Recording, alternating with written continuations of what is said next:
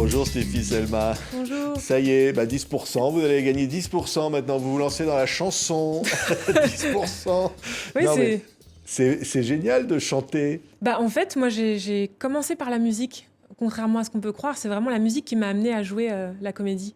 Parce que je jouais dans un spectacle qui était écrit par Laurent Ruquier à l'époque, une comédie musicale qui s'appelait Je me voyais déjà, avec les chansons d'Aznavour.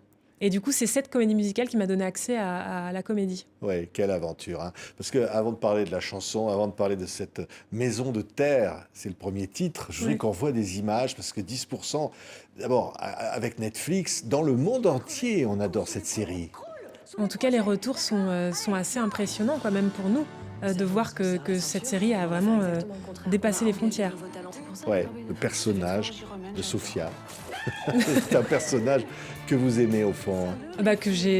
Pour qui j'ai eu un coup de foudre dès la première lecture. Je me suis dit, mon Dieu, mais j'ai envie d'incarner ce personnage. Mais après, des fois, on a des envies, mais qui ne se réalisent pas. Et là, j'ai eu la chance, effectivement, de pouvoir incarner ce personnage pendant 5 ans. Incroyable. Ouais, Une ça a changé. aventure avec tous les autres comédiens. Vous êtes restés amis comme ça. C'est comme une famille. Et là, je vous dis même pas ça pour faire joli ou bien. C'est vrai que quand on vit un truc pareil et qu'on passe, on va dire, 4 mois et demi, 5 mois par an ensemble, et que ça change nos vies à ce point, c'est évident que ça crée des liens très très forts. Allez, on va s'imaginer qu'on regarde un épisode de 10%. Regardez, ça démarre comme ça.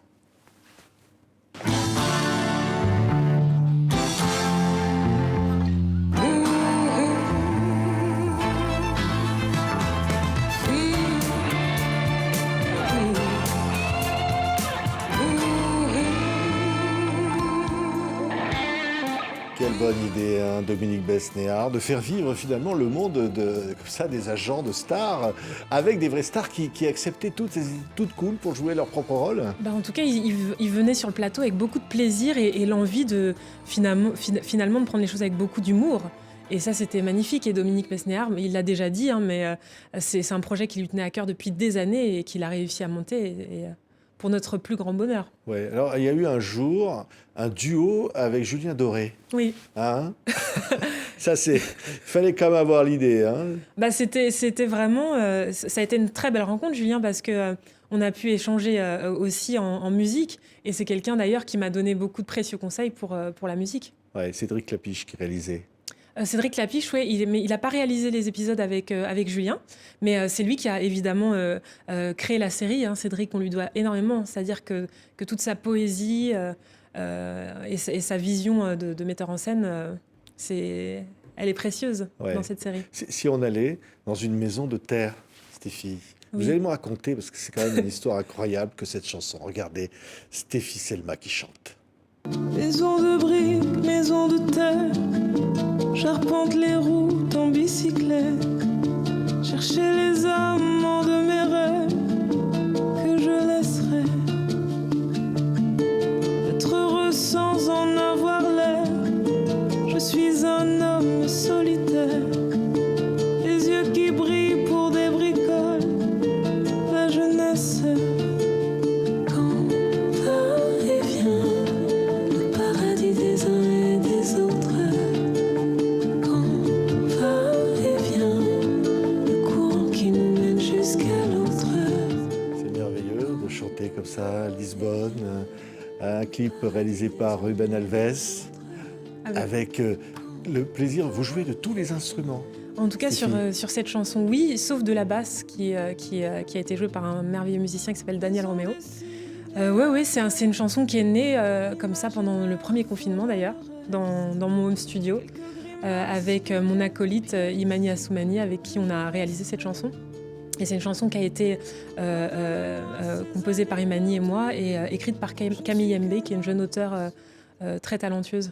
Ouais, et c'est un personnage de femme qui se confie au fond. C'est ça que raconte la chanson. C'est une chanson qui parle essentiellement de liberté. C'est une chanson, j'ai voulu personnifier la liberté à travers cette femme qui s'attache, qui se détache et qui regarde le temps qui passe avec un regard ironique et nostalgique, mais doux sur le temps qui passe.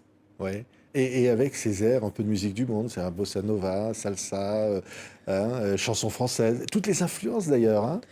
Alors pour le coup, oui, souvent on parle de musique capverdienne un peu, parce qu'on n'est pas vraiment sur une pulse bossa nova, mais il y a des sonorités évidemment qui font penser un peu à la musique brésilienne.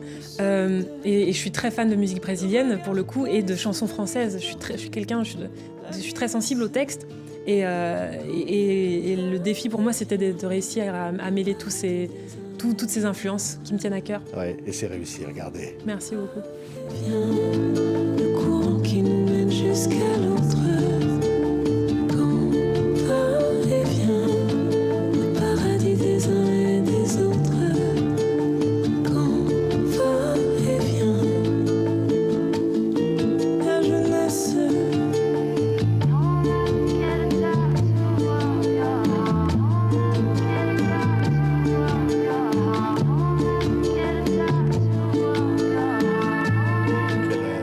Ambiance, hein, Stéphanie. C'est très gentil. J'ai envie de rendre hommage à Ruben Alves dont vous parliez, qui, en fait, tout s'est fait en mode homemade, comme j'aime à le dire, avec des gens qui sont allés à la conviction. Et Ruben, c'était ça. Donc c'est quelqu'un que j'ai rencontré sur le tournage de Miss, et pour qui j'ai eu un vrai coup de cœur artistique et humain. Et quand je lui ai envoyé la chanson et j'avais fait un mood board pour lui exprimer ce que je voulais voir visuellement, il m'a dit ok, on fait ça chez moi à Lisbonne. Et donc on a débarqué à Lisbonne avec une équipe surinvestie et voilà, on a pu mener ça de façon indépendante à bien, quoi. Ouais, ah oui, c'est clair, c'est clair. Maison de terre, retenez bien ce titre. Alors c'est le premier parce qu'on se dit il va y en avoir d'autres. On a vraiment envie, Stéphie, de vous voir chanteuse. Et je sais que c'est un rêve de petite fille, non? C'est un rêve de petite fille et parfois même, je me suis dit, parce que j'ai commencé par la musique, comme je vous disais, et il y a eu des moments où j'ai rencontré des gens avec qui j'ai commencé des projets qui n'ont pas abouti.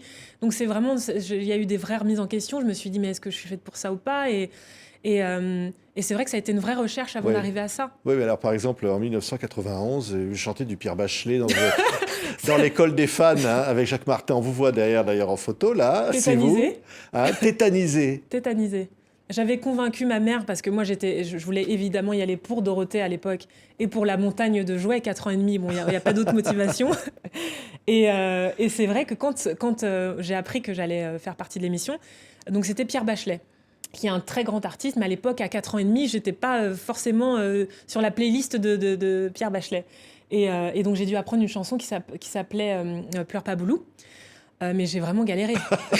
Vous vous en rappelez de la chanson, Stéphie? Oui, allez, un petit air. Ça faisait « Il y a 2 enfants qui sont assis sur le bord d'un trottoir.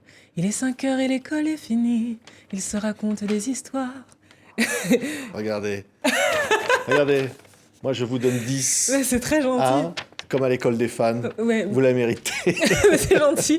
C'est gentil. Mais et alors, si ça avait été Dorothée, vous auriez chanté quoi? Vous qui étiez fan de Dorothée. Oh mon Dieu, Dorothée, c'était quoi? C'était un tremblement de terre. Je sais plus je sais plus.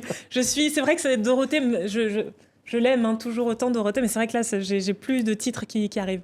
Ouais. Mais vous avez toujours la passion dans les yeux qui brille, Stéphie. Comme cette petite fille qu'on voit derrière avec Jacques Martin, qu'on voyait. C'est un peu mon leitmotiv de vie. C'est la vie, parfois même des épreuves qui vous font mesurer la chance que vous avez et vraiment apprécier ce qu'on a, quoi. Ouais. Oui, c'est magnifique parce que tourner, je le sais, pour des séries sur Netflix, à l'étranger, 10% a changé plein de choses. Ça a changé ma vie, hein. Clairement, ça a changé ma vie, ça a ouvert le champ des possibles. Et c'est vrai qu'aujourd'hui, j'ai accès à des rôles auxquels je n'avais pas accès avant 10% au cinéma. Donc c'est une grande joie, cette série dans ma vie. Et d'ailleurs, de se dire que c'est peut-être fini, bon, a priori, c'est pas sûr, mais c'est assez lourd parce que quand on a ce rendez-vous annuel pendant 5 ans... Ouais, on n'a pas envie que ça s'arrête, nous, hein. Moi, je vous le dis. Nous non plus, hein. Donc on espère que ça ne sera pas le cas. Il faut dire à Dominique Besnéard de continuer. Mais je crois qu'il est sur le coup. Ah ouais? Un scoop, ça y est. Non, mais il a déjà donné ce scoop ailleurs en disant que c'était qu'il travaillait peut-être sur un unitaire, un film. Ouais. Eh ben moi, j'irais bien dans la maison de terre. Ah. Hein, c'est magnifique. Vous êtes bienvenue. C'était Stéphie Selma. Et c'est un bonheur, vous voyez la pochette comme ça. C'est ce première chanson, en attendant plein d'autres. Et on vous recevra avec les autres chansons. Stéphie, merci beaucoup. Merci à vous, beaucoup. merci.